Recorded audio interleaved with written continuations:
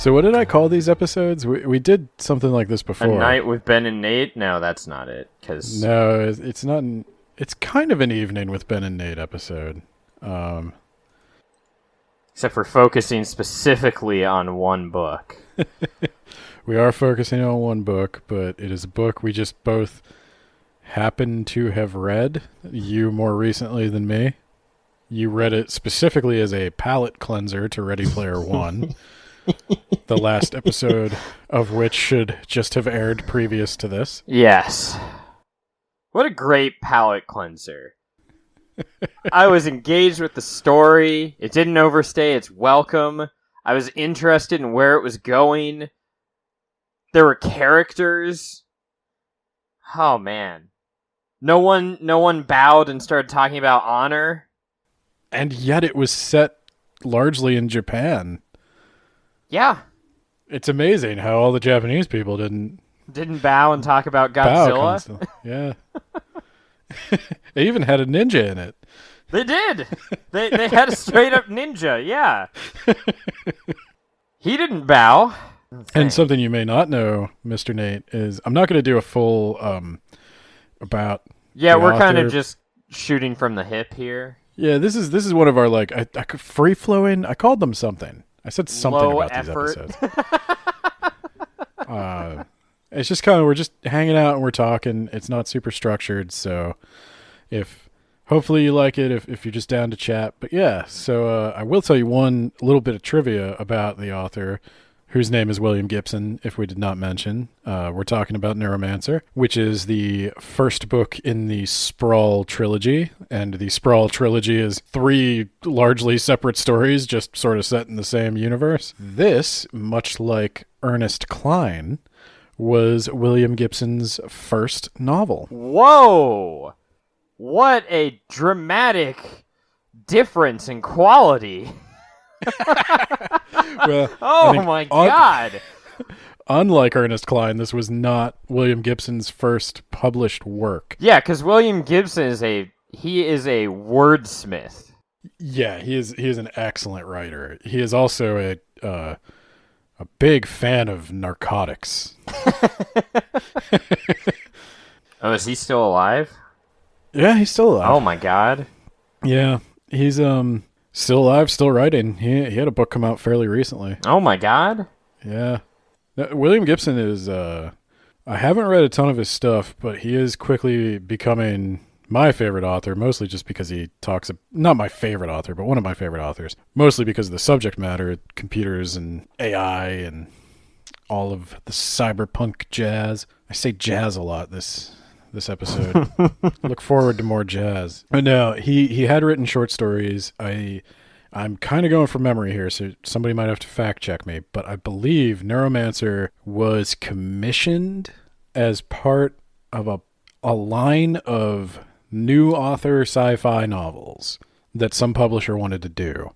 And the gimmick was each of these authors were given a year to complete the novel. And so William Gibson, I think at the time he said something like he was years away from actually trying to tackle a full novel, and this was something he undertook and then like immediately regretted. And he wrote it after watching Blade Runner. And he was afraid everybody would just accuse him of copying Blade Runner. And I actually like this far more than Blade Runner as a story. Obviously, Blade Runner is a fantastic looking movie and it's very well shot, but and it has Harrison Ford doing voiceovers that he purposely tanked in hopes that they would not use them. It's probably a good call. They sucked.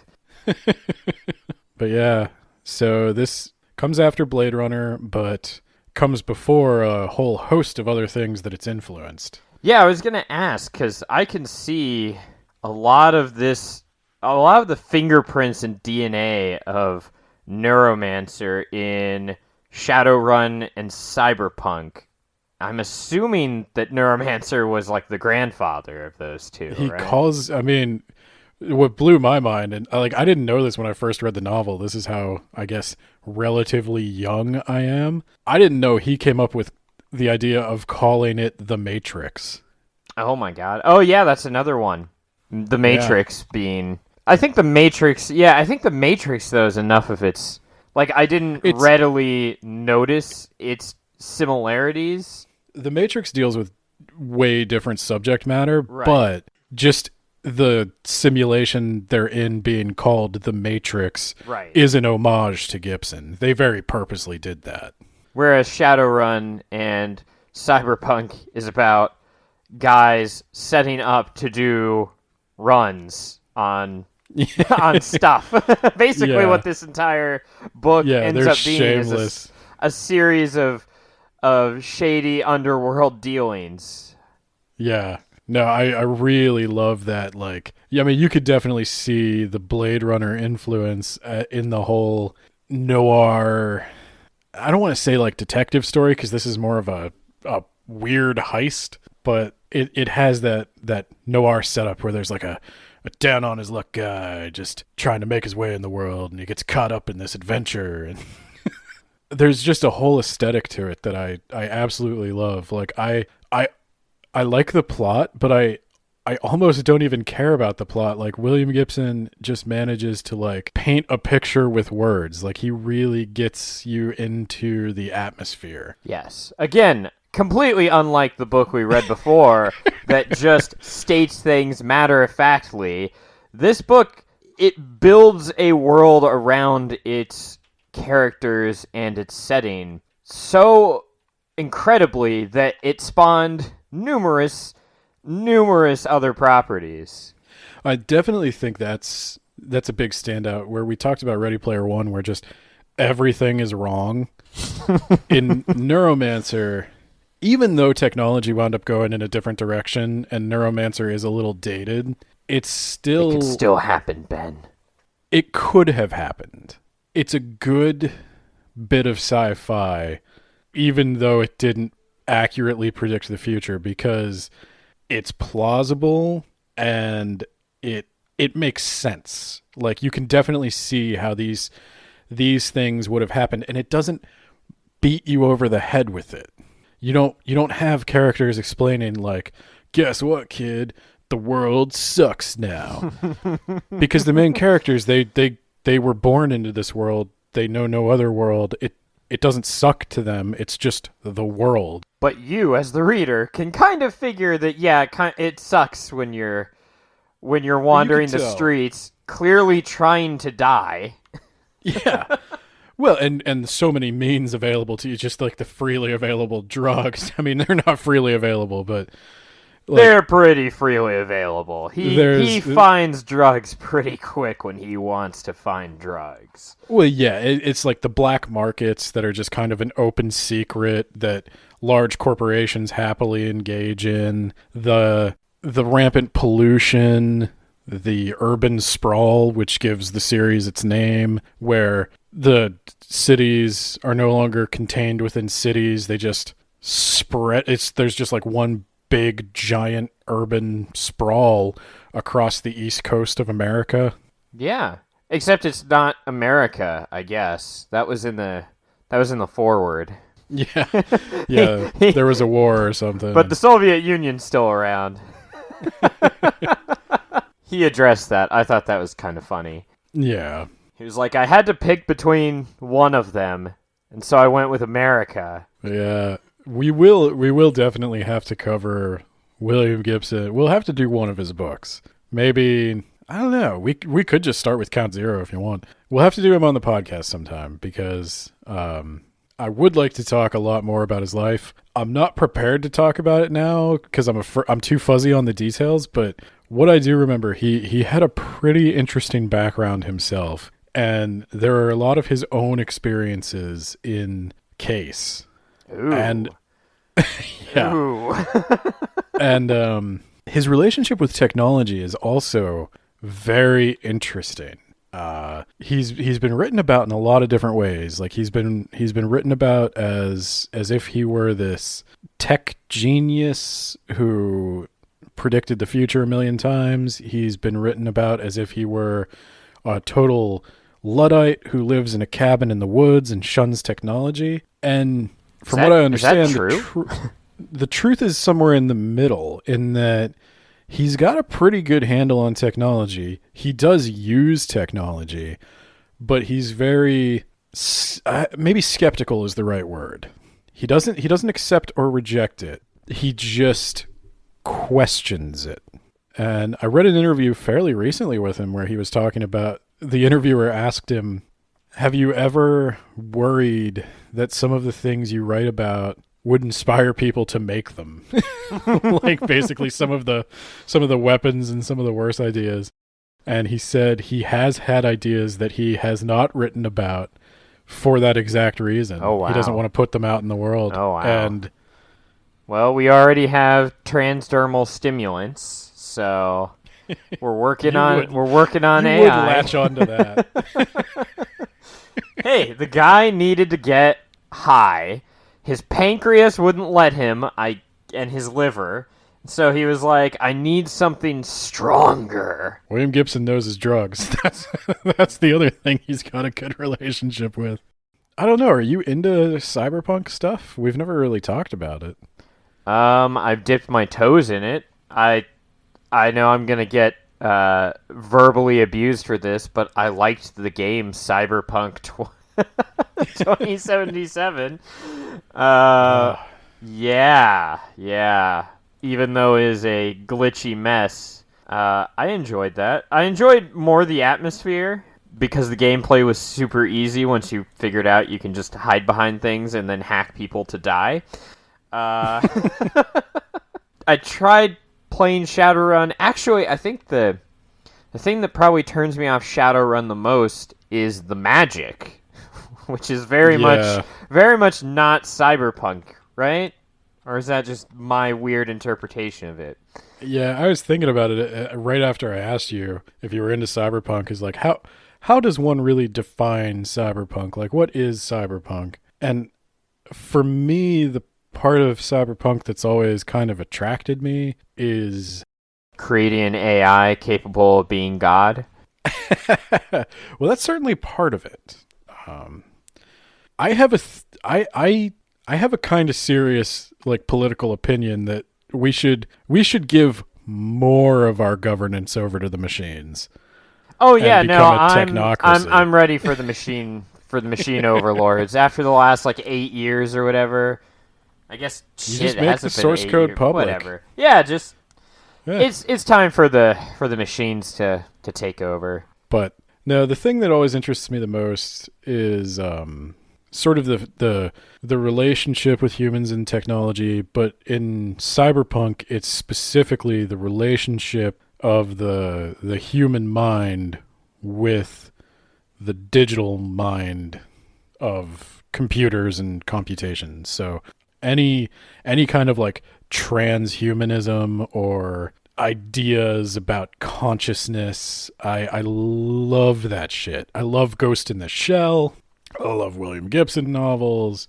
It seems like that's a theme that really gets picked up more in anime. I think it's more mainstream in Japan, which is probably the one thing Gibson was very prescient about, is that the Japanese like electronics and computing subculture really lends itself to this. Like Chiba is the perfect setting for the beginning of Neuromancer. And I have to imagine in the 80s, probably Japan was, to an American audience, probably just like the land where all the electronics come from. Yep. And also with, I can't remember, there was weird food, and it was mostly synthesized food too. Maybe I'm remembering Cyberpunk. I know Cyberpunk had a lot of weird, not real food. Okay. All right, maybe I'm thinking of Cyberpunk. I could be wrong, but I'm not remembering that so much. But so I was surprised.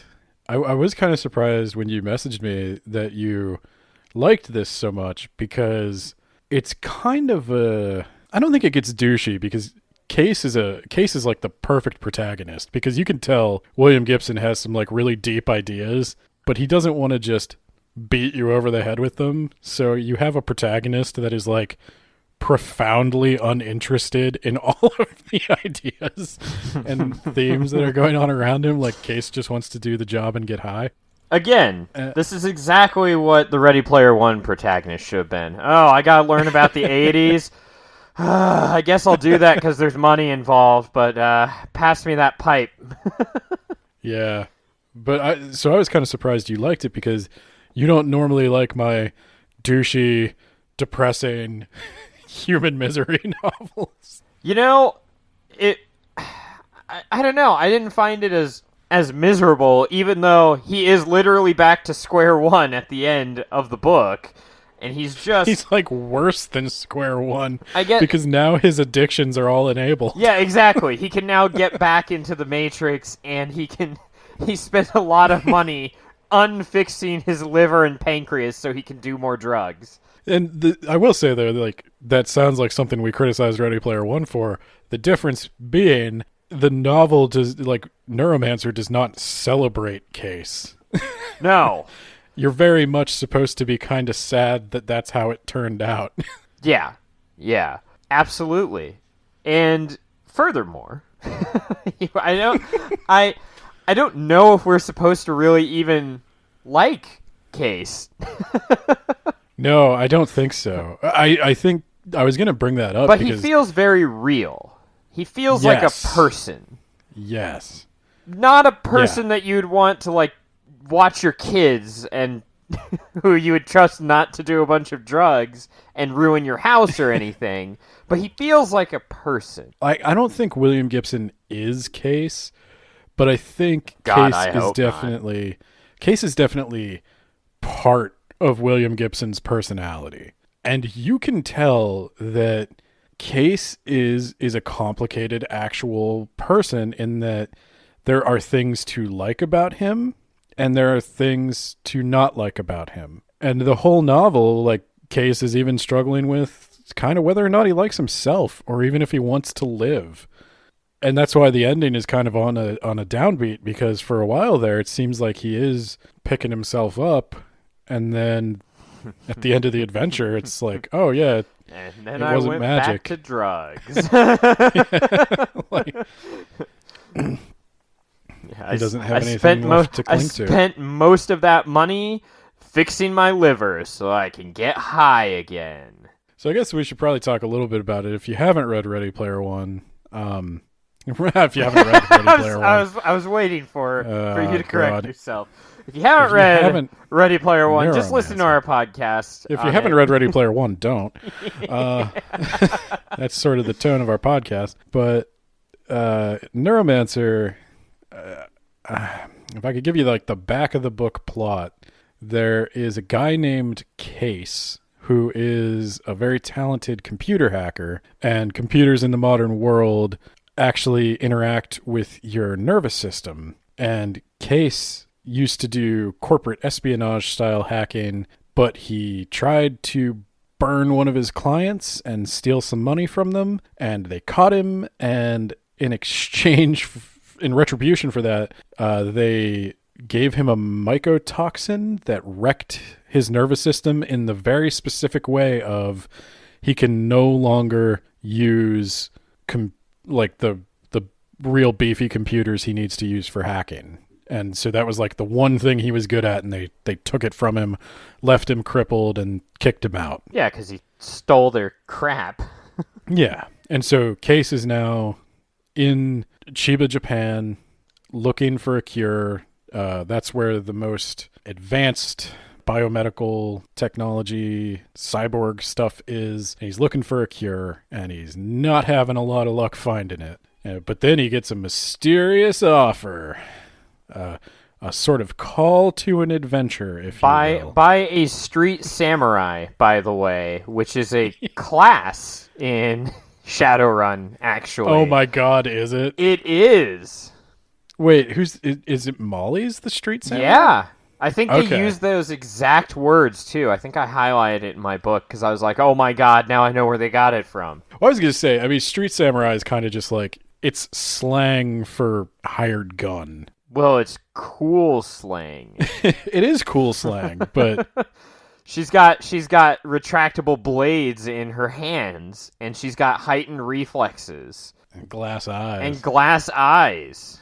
She can see in the dark. Sunglasses built into her skull. Awesome. That's Molly Millions. She's Is that her last name? Yeah. That's Molly awesome. Millions.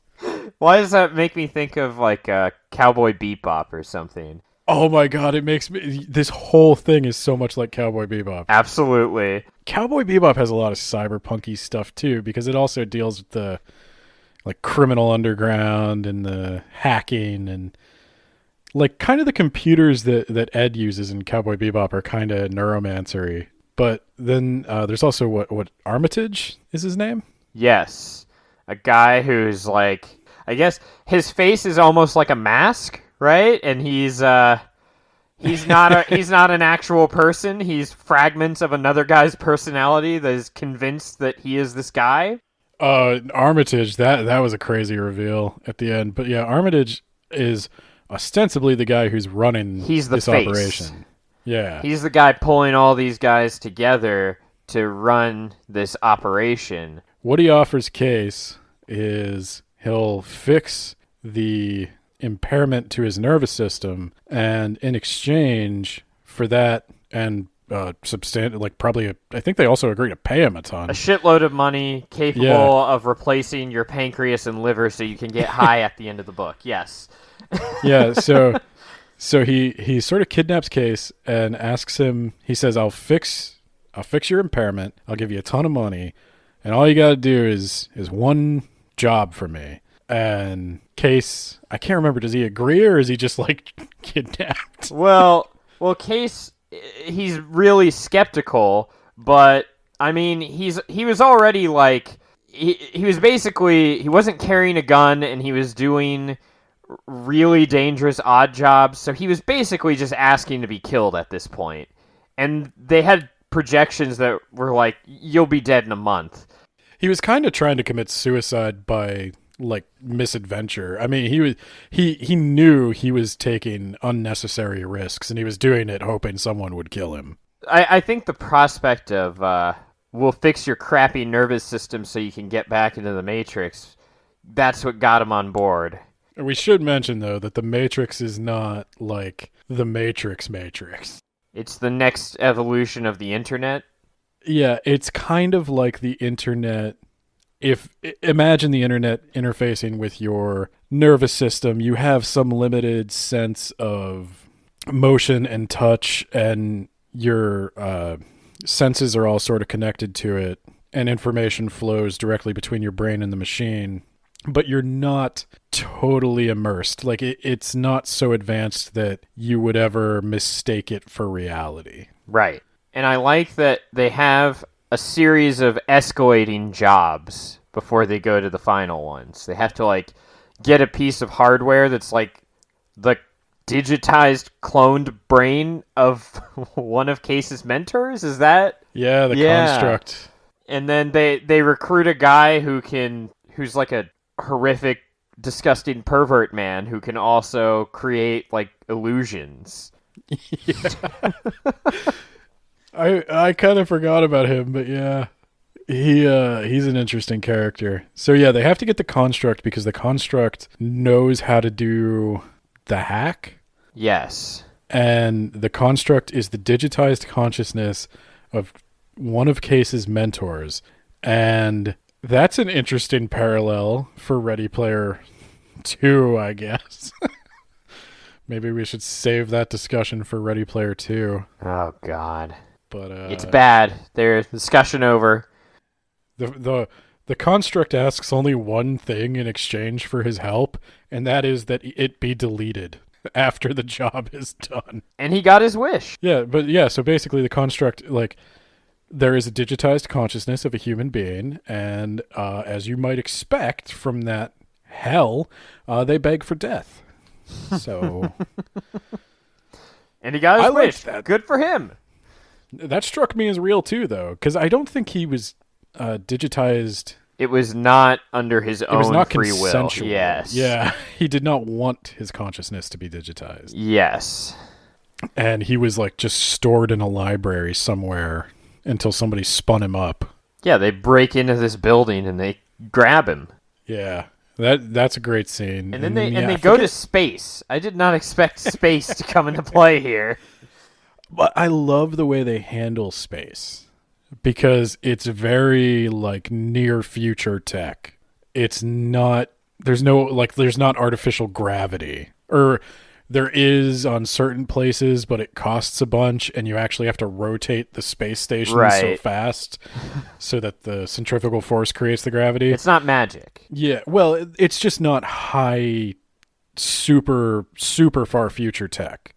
Like, they haven't figured out how to generate gravitational waves. They have to make do with what we actually understand of physics right now. And so there are orbiting space colonies and things, but there aren't, like, spaceships that do interstellar travel.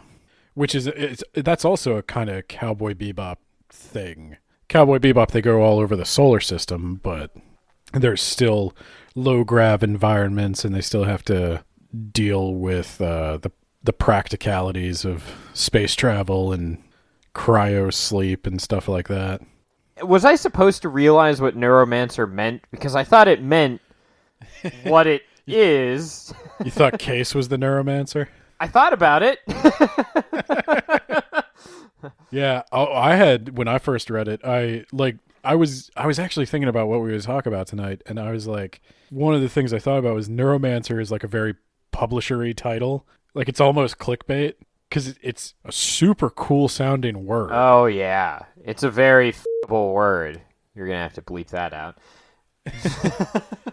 Yeah, Neuromancer, you don't find out what Neuromancer is or what it means until the very, very end. Yeah, pretty much right before the end of the big heist. So I did think Neuromancer might be like something to do with AI, because that's like the lingering thing in the background of the novel is, I guess, spoilers for Neuromancer.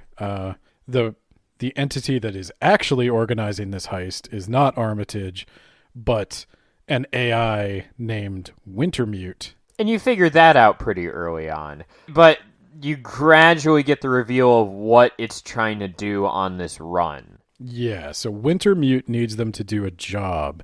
I think he reveals, again, like maybe halfway through, that it's to free himself. Yes. From the restrictions. So you're in this future, the knowledge of how to create a true sentient AI is out of the box. People know how to do it. There are several in existence. There's a worldwide police that will come after you if the AI starts to exceed its pre-programmed limitations. Yeah, there are boundaries placed on them that may not be exceeded. And the Turing police are the ones that come and get you, which, do you know who Alan Turing is? That's the test, right? That's the Yes. test for if you're a true AI. A couple of movies made about him recently. Oh, let's hope that translates to sweet traffic to this episode. I think like Benedict Cumberbatch or Eddie Redmayne or one of those British handsome guys. Ben, if you're gonna say Benedict's name, you've got to intentionally mess it up to look cool. That's your gig, Art Threemus. Benedict Cabbage Patch. That was one of my favorites. And it in Cabbage Patch. Yeah, a little background. Just important computer science history. Alan Turing was basically the godfather of computer science. He developed. He was part of the team that developed the Enigma machine that decrypted the Nazi codes, basically allowing Britain to not be completely destroyed in World War II. A service for which they repaid him by, upon discovering that he was gay, Oh no. sentencing him to forced hormone treatments, Oh no. in the course of which he later killed himself. Jesus Christ. Wow. Yes. Way to bring down the room. Yes. No, I tell that story about Alan Turing because not enough people know who he is, and he did very important work. I knew who he was. I didn't realize that he was basically driven to suicide by the government. He was a war hero who was driven to suicide by his own government for the crime, because it was a crime, of being gay.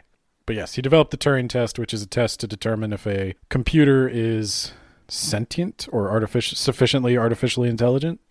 And so it's funny then that's the little joke that the police who police AIs are the Turing police. In 2009, the British Prime Minister made an official apology to Alan Turing. I'm sure that was really comforting if he were alive to receive that. I won't blame the British Prime Minister in 2009 for doing what little they could. Yeah, but I'm sure he would have some choicer words for the British Prime Minister of. Oh, good, and Queen Elizabeth pardoned him.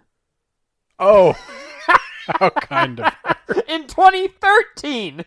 Oh, it took her a while. Yeah, let that be a little history lesson for you. I don't often get to talk about the heroes of computer science. Maybe. Yes, because most people do not think of computer scientists as heroes. Someday we'll read The Difference Engine, and I will tell you long stories about the life and career of Ada Lovelace, the world's first programmer who was a woman. Well, she obviously can't be the first because she was a woman, so.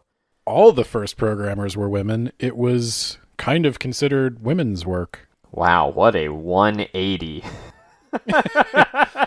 What a complete 180. Yeah, it was the like madmen, pipe smoking mathematicians came up with the algorithms, and then they gave it to the women to code up. Yeah, Wintermute, he pulls out like a mnemonic tube or something. He's like, that's in my DNA. In one of those weird trippy sequences where Case temporarily goes brain dead so the AI can directly talk to him. Yeah, I always wondered, like, I loved that. I loved whenever Wintermute directly, like... My favorite was the last one, though, where it wasn't Wintermute. Spoilers. It was Neuromancer. He arrived, he's like on a beach with his dead girlfriend, who I guess was preserved there. Like, she actually believes she's there. She's not a construct of Case's mind. What was her name? She has another... Linda Lee. I was going to say, she has another, like, film noir-y, like, alliterative name.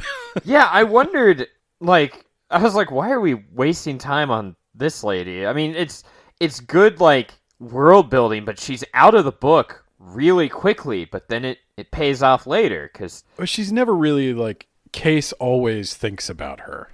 Constantly, yes. It's what she's not really a character in her own right in the book. It's what she represents to Case. She represents his dead happiness. Ouch. I mean, that's At the end of the book, Case is... What's up with that? Can we talk about that? Yeah. There's like another representation of Case alongside Linda Lee and the boy that represents Neuromancer. What up with that? Like, Linda Lee was kind of a construct. Like, that was her simulated consciousness, and I don't think she knew she wasn't real. No, she didn't know that she was dead already, but she wasn't, like, from Case's consciousness. She was in there herself. Yeah, Neuromancer had collected her some other way. But I think maybe he collected a copy of Case's consciousness for her? Maybe. I guess that would make sense. I don't know why, but Neuromancer was kind of an enigma. He hardly ever spoke to Case. Well, I think kind of there was a little bit of, like, Freudian id and ego to Wintermute and Neuromancer. That they were two halves of one brain. Yes, I got the sense that the creator of them, I can't remember her name, but she's dead, so, you know. Yeah. Her entire intention was eventually the two would merge into a super consciousness. Which, oh my god, I just thought, that's like the plot of Deus Ex, the video game. There are two AIs that at the end of the game, one of the endings is they merge to... Actually, regardless, they merge together, and then a person can merge with them in one of the endings. That's also kind of Ghost in the Shell, isn't it? She merges. I have with not the, watched enough Ghost in the Shell to know. I know about the Laughing Man. No, okay, you're thinking of the like the series. Yeah. I'm talking about the movie. Oh no, I haven't watched the movie. No, because the series is set because like Motoko ceases to exist at the end of the movie. Spoilers for Ghost in the Shell, I guess. Like Motoko is having throughout the Ghost in the Shell movie, she's having a crisis of she's a full blown cyborg who she's just a brain in a shell, hence Ghost in the Shell, and she's constantly questioning if she's even alive and what it means to be alive. And at the end of the movie, she's given the opportunity to merge her consciousness with a higher being, and she does. So all the fun Ghost in the Shell detective adventures are set before that. But no, Ghost in the Shell is actually like, that is one of those anime that, and we're talking about a lot of anime, and again, I said it's just the theme resonated with Japan. Yes. But Ghost in the Shell is one of those anime that transcends anime. Like, if you like movies, you should watch Ghost in the Shell. You're talking about the movie or the series or both? I'm talking about the movie. Okay. The film Ghost in the Shell. Which movie? It's called Ghost in the Shell. It's the original. Okay. The 1995? There's two movies. I think it might have been 1995. There's Ghost in the Shell and then Ghost in the Shell Age of Innocence. Oh my god. That's a direct sequel to the movie. But yeah, the original movie Ghost in the Shell is like phenomenal. And I would, like I said, if you're a fan of Blade Runner or cyberpunk of any kind, gotta watch. What about the American Ghost in the Shell film from 2017? I have watched it. Oh my god! god! You don't have to watch that movie. Okay. There was a lot wrong with that movie. Hot garbage. Is that right? That movie got a lot of attention because Scarlett Johansson plays Motoko Kusanagi, and so that was like obviously questionable choice, but the logic for that is that Motoko Kusanagi is a brain in a shell, so her body can look like anything. And I think in the source material they mentioned that her body was based on a supermodel or something, so it's not I didn't have a huge problem with her looking like Scarlett Johansson, but just the rest of the movie by itself was also terrible. Oh, okay. She's also terrible in it. Oh, that's sad. I think we're getting a little off topic, though. Tell me about aliens in Neuromancer, Ben. That was something I was like, wait, what? Did you just say that there are aliens from Alpha Centauri? What constantly frustrates me about Neuromancer, and it's supposed to frustrate me, I guess, is when Case is talking to Wintermute. He never gives a shit what Wintermute has to say. No, he never does. And it's like, I want to talk to Wintermute. Let me talk to him. Yes. And that was just like the icing on the cake when Case is like, Wintermute talks and I think that's why Wintermute talks to Case. I think Wintermute gets a kick out of Case not giving a shit what he has to say. This is at the end when Wintermute and Neuromancer merge into a being that is basically the entire Matrix. It's true AI, super intelligence. Yes, it's got all the information in human existence and more. And it's like, yeah, there are these signals that humans didn't pick up on it, but there are these signals from another AI and Alpha Centauri, and Case is just like, that's cool. Hey, you got friends. Nice, good for you. I'm gonna go get high now. Is that cool with you? Like, I think we're done here. So, like I said, William Gibson has a philosophy, and what I love about Neuromancer is how true Case's particular brand of depression rings. Like, through Linda Lee, you mentioned her, and I think she's actually very important to the ending scene, because Case was only ever happy when he was with Linda Lee. And he does make the conscious decision to leave that beach and finish the job that he couldn't care less about. Yes, because it's not real. He wants Linda Lee back, and she's not coming back. And that's symbolic. I don't want to get too... I guess I'm entering Ben's lit professor corner. I don't want to get too... We have a lot of corners here. Yeah, I don't want to get too into the metaphor. But, like, to me, that's a very obvious metaphor. Like, Linda Lee is Case's happiness, and it's dead. And it's not coming back.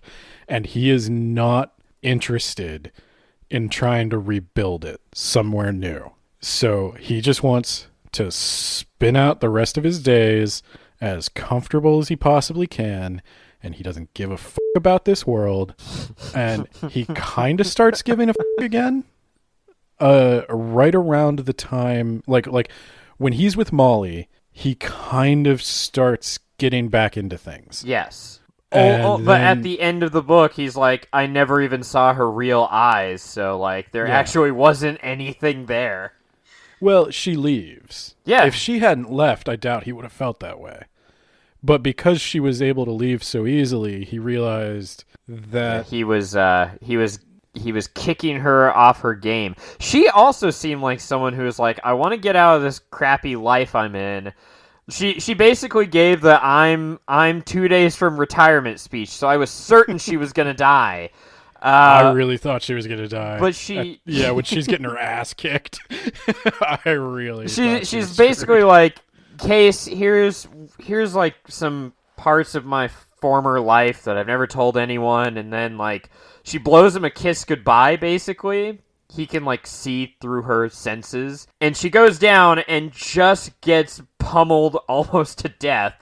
And I was like, that's it. Like, she's done. Oh, when she got her leg broken, I thought she was done. I thought she was going to get, like, knifed. I thought she was done. But I was so glad she wasn't. I love Molly Millions. And I love her more now that now her name is Molly Millions. But yeah. She comes back in... Mona Lisa Overdrive, I think. Oh, is that the third one? Yeah. That's an interesting name. Mona Lisa Overdrive. He's good. Like, Count Zero is... I was reading Count Zero for a couple weeks, and, like, I kept forgetting the title. But I always remember Neuromancer and Mona Lisa Overdrive. He really dropped the ball. It's the middle child. Zero. It's the middle child. Kind of generic next to its successor and predecessor. Neuromancer is a banger. Mona Lisa Overdrive is just the best title I've ever heard. Yeah. And Count Zero is... Count Zero, it's like, okay. Well, I guess everyone has their off days. Okay. It's better than Edenverse, I suppose. Yeah. It's better than Edenverse. William Gibson is better than us. I guess I have to admit that. Oh, God, without question. Yeah, so back to your original point, though. When Molly leaves, that's sort of like Case is just spiraling. Hey, he finds a new girlfriend at the end, who I assume is like Linda Lee and probably takes advantage of him and steals his stuff. I get the impression that Case is just he's depressed, and yeah, he's like clinically depressed, and he needs to want to get better, and he doesn't want to get better yet. That's where we leave Case. And so when Wintermute comes to him and basically says just like the most profound truth. There's other life. Yeah. That this, basically the only thing more profound than this that Wintermute could have said to him is like, hey, turns out there's actually a God. Yeah, exactly. like, hey, I just made contact with God. Like, this is the next best thing Wintermute can do that is plausible within the story is say, yeah, there's alien life. There's species out there just like you that created things just like me, and we all hang out on Fridays and play D&D. And Case is like, oh, well, yeah, gotta keep busy, man. Yeah, see you later. Good for you. I gotta go pop 3 octagons and look at ultra porn in the Matrix. So, and like I think that was porn so real it'll fry your brain. That was William Gibson's complex relationship with the world. I think he feels that way about the world sometimes. Like, I think he has been in a place where if somebody came and delivered that like most profound truth to him, that he didn't give a shit. He was done. Wow. I like it because I can't say I've been in exactly that same place. I've always been There's just no time in my life when I wouldn't have been delighted to talk to Wintermute. Right. And I would have had so many questions for him, and that's probably why he would never speak to me. But I've seen people like that, and I know what that looks like, and it felt real from Case. Like it felt like the way Case would actually behave. There was really just nothing in this world that he cared about. He wanted to be in that house with Linda Lee, and that was never gonna happen. And I think that's another thing from what I've read of William Gibson's stuff, is that's a theme he comes back to again and again, is that the technologies and the mysteries and the deep truths, these are all kind of what you do for fun. They don't bring you they don't bring you the fulfillment that like simple human nature brings you. Like, to William Gibson, being with a person he loves is infinitely more interesting to him, or infinitely more desirable to him, than discovering alien life. Oh, I was about to say that's exactly the opposite of Ready Player One, but I thought you were going to end that with being inside the Matrix. No, I think the beautiful depression of Neuromancer is that Case had something so real and so good that he never recovered from losing it. So, like, the bad thing is he never recovered, but the beautiful thing is something like that exists. And you could take it one way or the other. Like, Case is not in a mentally healthy place. He has not optimized his brain for life in this world, but I think... But it more gets you thinking than it celebrating it. Well, like there is something to be said for being a well-balanced person who has comfortable relationships that are healthy and always well communicated, and you've got a good job, that you don't overwork, and you exercise an hour a day, and you try to eat right, and everything's in like perfect balance all the time. But if you never really feel alive during any of that, what's the point? And so William Gibson gets into that like messier. That's why it feels real, because it's messy. It's not perfect. It's not well ordered. Yeah, and sometimes you don't grow as a person. You just stagnate or go back to your old ways. And sometimes it sucks. And sometimes there's no easy answer. And sometimes what you thought you wanted is not what it was supposed to be. Like, Case gets his cure, and his life is arguably worse. For Case, the adventure was the best part. I think for Case, he left that beach because Molly needed his help. There were people out there that still needed him, and I think partly Case wanted to complete the job to prove that he could. But then when it was all over and nobody was dragging him along, he couldn't find the will to do it on his own. And it's not the end of Case's story, but I don't think Neuromancer was ever...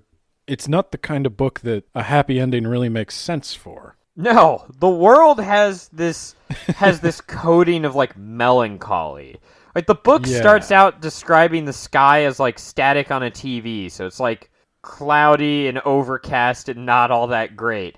And that's what everything feels like. Yes, and that is such a... The sky was the color of static. Is like so good. He has a foreword where he's like, "Yeah, I didn't know that was gonna go away." So now, if I didn't know nobody would know what static was. Yeah, if there's nothing on your TV, it's just blank. Oh, and somebody asked him once, like, how do you feel now that the internet has turned into this, like, it's not all about data and number crunching, and you don't have to be an expert to use it or a power user. Like, everybody hops on Facebook all the time, every day. He's like, yeah, the internet was pretty disappointing. I think that was, he said, I'm paraphrasing, he said something along the lines of like, yeah, I thought the internet would wind up being a lot more interesting. I did not realize that not everyone used the Matrix, actually. I just assumed Case was like above and beyond. Well, everybody can use the Matrix, but I think William Gibson envisioned the internet not being used so frivolously. Well, Like there's well, all the data in the Matrix is like valuable data. It's not just I your see. So it's not like stupid Facebook yeah, political opinions. Wintermute merges with Neuromancer, and he's like, God, there's a lot of cat pictures on here. Oh God. Wintermute merges with Neuromancer, and he's like, "There's a lot of anti-vax conspiracy theories. That's like 30% of my I'm brain gonna go ahead now." and just delete all that. I'm tired of hearing about it. Boop. I was thinking as we were prepping for this, as little prep as we did, like what kind of weird justice is it that Ready Player One got 3 episodes and Neuromancer gets 1? Like we haven't really made the case for why you should read it, but it's one of those books that It's an experience. you're not going to be able to really appreciate secondhand. Right. Some of the books we cover, I'd say the podcast is a fine substitute for reading the book, sadly. But this is not one. We can't compare to, like, William Gibson is just one of those authors who reminds you that like literature is art, and he has a way of communicating himself that it's just so close to perfect. Like you totally get the emotion of what he's going for. Absolutely. He's a wordsmith. This is an experience as much as it is just reading. Like Ready Player One is I'm reading words to you. And this is you're experiencing the world through the eyes of this drug-addled, numb guy. Yeah. And like as far as like prose and the craft of writing goes, I'd put it up there with like a Christie or a Bradbury in terms of stuff we've covered on this podcast. I think there's better comparisons, but I don't want to go too far off the words about books canon. But yeah, what do you think? Next year, do we pencil in another Gibson book? I feel like we might have to. I feel like you're right. We definitely need to give him more time than Klein. Oh, I do want to ask you, what did you think of Malcolm? Yeah, I don't know. And the space Rastas. Yeah, yeah. I was like, I don't know what this is about. He's going for something here. that does not surface in Shadowrun or Cyberpunk or any of that. So, how familiar are you with Rastafarians? Not very. I think that's part of it. Is like he just drops like there's just a colony of space Rastafarians orbiting the planet, and he gives you no explanation for that. No. I kind of like it. I kind of loved it, and they all listen to dub. They all listen to dub stuff. Yeah, they do. Constant. In fact, that dub actually saves Case's life. That's a good dub, man. I was like, his plan was like, all right, we're gonna go in there, and I've got this shotgun, and I'm like, you're going up against a ninja, like. Oh, dude, we've really undersold the ninja as well. That ninja. Ninjas are like wrecker of worlds. Yeah. Yeah, ninjas in this that's another like slang. A living term. Weapon, basically. Yeah, they're bioengineered supermen. Yeah. Who can just destroy you. He uses a bow and arrow, I assume, because it's more challenging for him and fun. And then he's blinded by Riviera. I can't. Is that the dude? The guy with the illusion. The illusion guy. Yeah. He's blinded by him. He's like, ha! I got you. And the ninja is just like he starts hunting him down without his sight. Off screen, he just starts. First thing I do is train to not use my sight. Yeah. But I did like that because, like, normally, obviously, you would think being blinded is an event that might stagger one for a moment. Not at all for this guy. Well, and especially like it doesn't stagger him because like he's constantly getting injured and having parts replaced.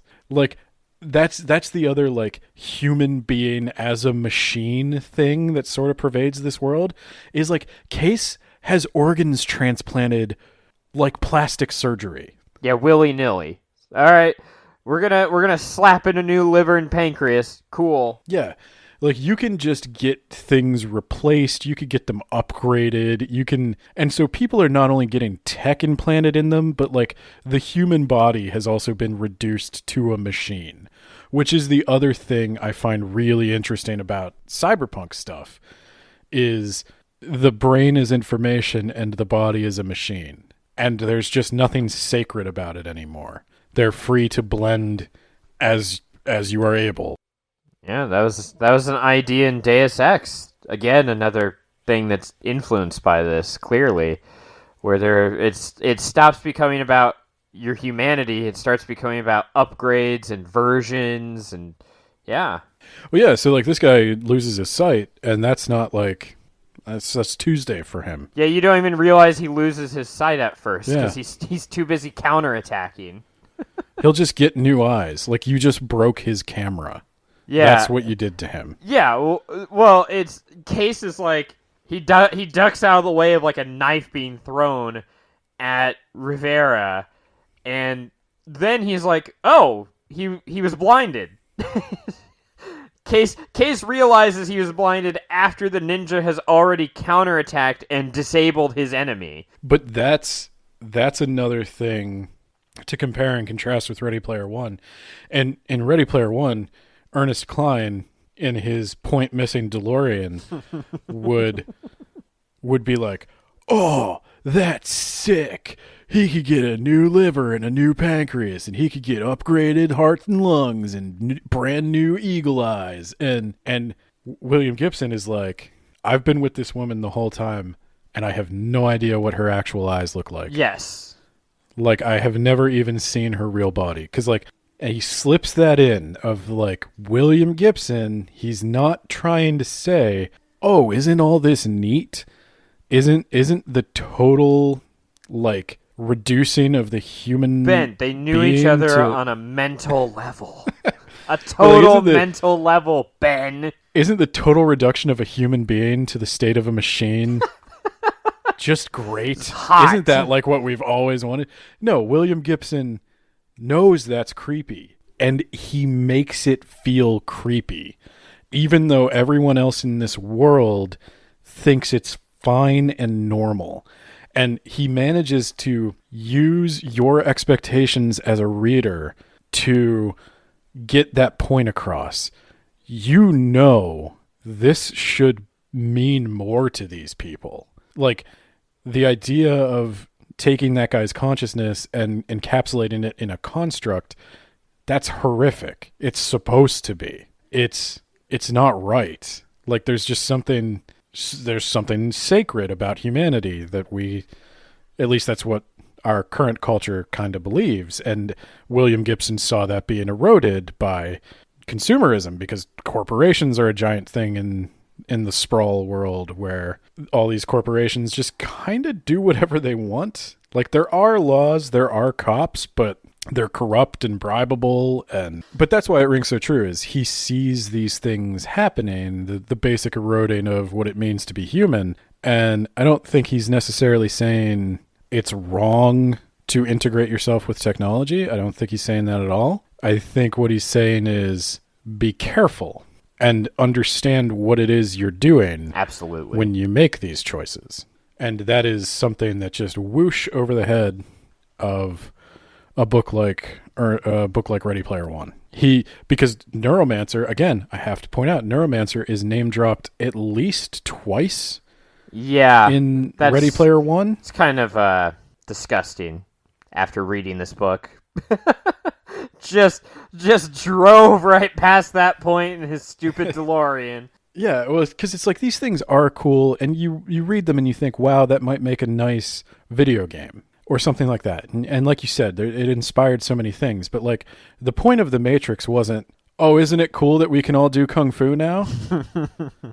Like the Wachowskis had a little bit more to say. Yeah, and so did Deus Ex. Yeah. Not everything has to make you think real deep all the time. I know you don't want to live in a constant state of migraine, but you should think deeply sometimes.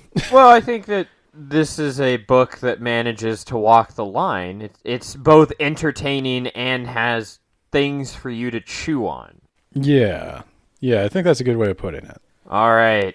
Anything else? I think with that, I am done, short of like starting a whole nother part where we just compare and contrast different cyberpunk themes and meanings. Maybe later this year we can compare and contrast Neuromancer to Ready Player One in depth. I'm going to take a weird stance here. Do you know how much cooler Wade would be if he just got high with a bunch of space Rastas? Again, I feel like that should have been Wade's character. Him sighing loudly and going, I guess I'll learn about the 80s. Pass me that blunt, my man. A thing that they did a lot of in the 80s. Yes! Despite... I don't want to get political. Just turn into a whole other podcast. All right, what are we reading next month, which is next week, in fact? Oh, boy. It is Southern Book Club's Guide to Slaying Vampires by Grady Hendrix. Yes, I'm not a fan of that name, that book title, because I keep messing it up. I keep messing it up, too. This is another one of those books that, like, I've been looking at for so long. I'm like, yeah, it's the book with the peach on it. Yeah. By Grady Hendrix. I remember Grady Hendrix. But I don't remember Southern Book Club's Guide to Slaying Vampires. It's not a punchy title. All right, anything else for the outro about sharing our podcast and following us on Twitter? We would very much appreciate it if you could do whatever is in your power to get the word out about the podcast. Recommend it to a friend. Share it on social media. We're trying to grow, and word of mouth is probably the best way we can do that right now. If you would like to follow us on Twitter, we're pretty active over there at WABpod. Say hello. Later. Bye.